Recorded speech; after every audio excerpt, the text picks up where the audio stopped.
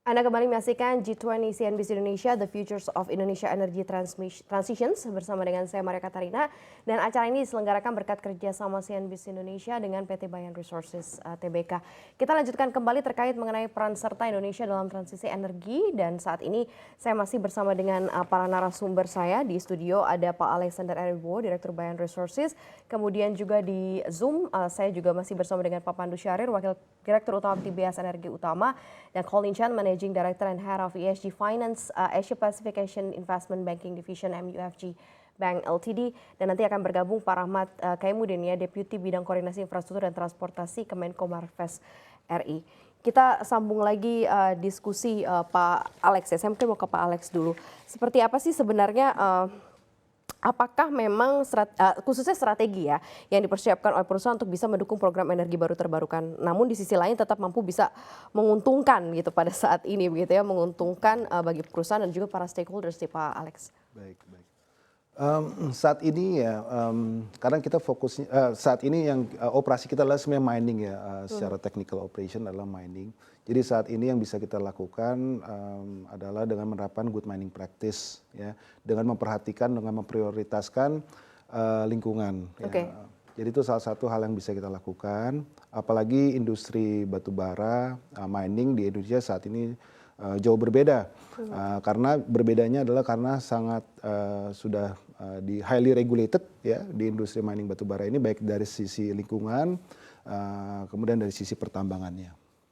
Kalau kita bicara mengenai carbon credit, kemudian juga carbon trading, ini apakah memang cukup dirasa tepat ya untuk menjalan atau untuk mencapai target atau mendukung percepatan target net zero emission ini nih Pak Alex? Ya, saya pikir sudah sangat tepat karena penerapan carbon credit dapat mendorong perusahaan ataupun industri yang emission intensif untuk mengurangi pengurangan emisi tersebut. Namun di satu sisi juga bagi perusahaan atau industri yang telah menerapkan teknologi ramah lingkungan juga dapat bersaing karena secara biaya itu telah mendapatkan insentif daripada carbon credit atau carbon trading. Nah, namun perlu kehati-hatian dalam menerapkan menentukan nilai ekonomi karbon yang optimal, karena apabila nilai ekonominya terlalu rendah maka tidak memberikan insentif yang cukup. Namun kalau nilai ekonominya terlalu tinggi juga dapat memberikan dampak yang negatif terhadap tingkat pertumbuhan ekonomi. Oke, baik. Saya mau ke Mr. Colin. Mr. Colin, what is your view regarding the investment trend, especially in green energy sectors in Indonesia? Yeah, so I think the green energy sector in Indonesia is a sector that needs a lot more investment at the moment. If you look at the current plan of Indonesia going forward, a lot of it is still with non-green energy. There is a lot more investments coming in, but at the same time, the government needs to have a lot more clarity in its long-term plan, in how and its timing of how it wants to promote green investments going forward. In your perceptions or opinions, what is the biggest challenge in funding, especially to the green energy in Indonesia? The biggest challenge is like I said previously, the replacement of current energy producing assets. The current producing assets allows it to be on a 24-hour basis, whereas green energy, unless you look at geothermal, which is difficult in a certain sense, is mostly solar and wind, which has its own features that make it a little bit more difficult on a long-term basis to replace the kind of energy going forward. I think once you have more clarity on technology going forward in terms of allowing this green energy to replace the more conventional energy, you will get more strength in terms of investments coming forward in the green space. Until right now, if we see about the prospect of renewables energy funding Indonesia, how do you see about that? How is the prospect of renewable energy funding in Indonesia? I think if you look at the kind of funding that we get in the other regions, they tend to be supported quite heavily, in encouraging and in terms of the investment sort of environment. For example, in India, where they have a large solar energy program, the government had a stated aim right away saying that we want to do 20 gigawatts of energy straight away. But once that took place and we look at the kind of investments going forward, it had the momentum started to build.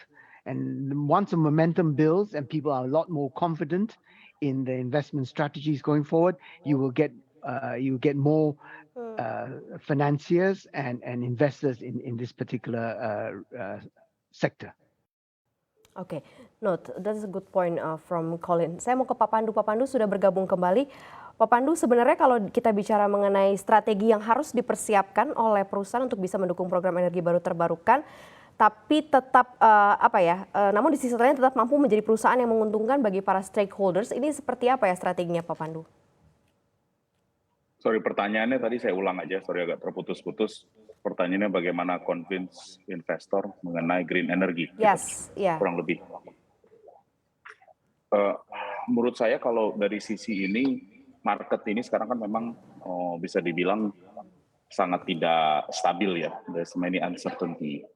Yang menarik secara global, transisi energi ini is one of the hot topic or hot discussion dari banyak sisi investor global. Jadi, if you have an angle to discuss about renewable energy or transisi energi, ini menjadi fokus utama buat many large global institution.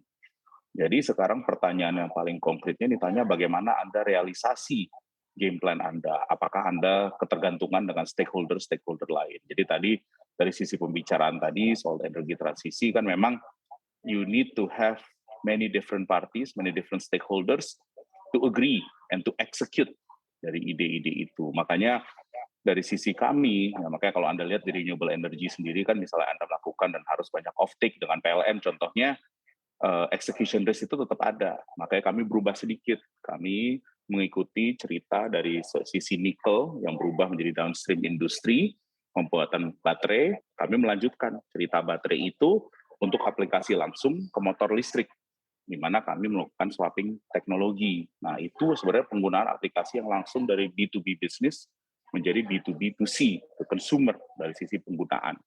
Jadi ya menurut saya itu cara paling pragmatis untuk menceritakan bagaimana energi transisi itu bisa dinikmati langsung oleh masyarakat.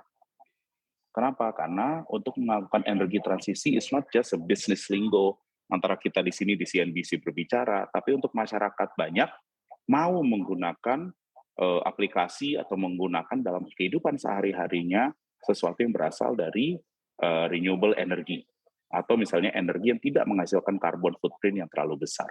Jadi ini balik lagi kepada consumer behavior. Benar sih, cita-cita terakhirnya adalah memang akhirnya jadi kesepakatan bersama begitu ya. Seluruh masyarakat juga akhirnya bisa agree juga untuk bisa berubah dari yang non-green menjadi yang green gitu kan. Karena pola perilaku itu juga yang nanti bisa fokus juga untuk keberlangsungan alam ke depan. Baik, kita akan lanjutkan kembali diskusi, tapi usai jeda kita teaser terlebih dahulu, commercial break first. Dan kami akan dialog kembali atau diskusi, kami akan lanjutkan usai jeda, tetaplah bersama kami.